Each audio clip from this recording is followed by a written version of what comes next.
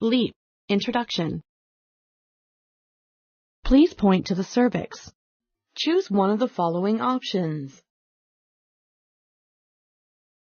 Correct. The earlier abnormal cervical cells are found, the better the chances are of treating it successfully. Select true or false. Correct. Treating atypia and carcinoma in situ is very successful. Having protected sex reduces the chances of developing abnormal cervical cells. Select true or false. Correct. Some sexually transmitted diseases have been associated with cervical cancer. Using protection during sexual intercourse could reduce your chances of developing abnormal cells. It is common to have an infection during a LEEP. Select true or false.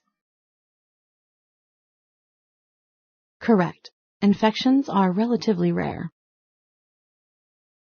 It is normal to feel some cramping after a LEEP procedure. Select true or false.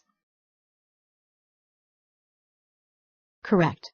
After the procedure, you may feel some cramping and will have bloody discharge. However, if the discharge becomes bright red, very heavy, or foul-smelling, you should call your doctor because these may be signs of internal bleeding or infection. Thank you for using Explain.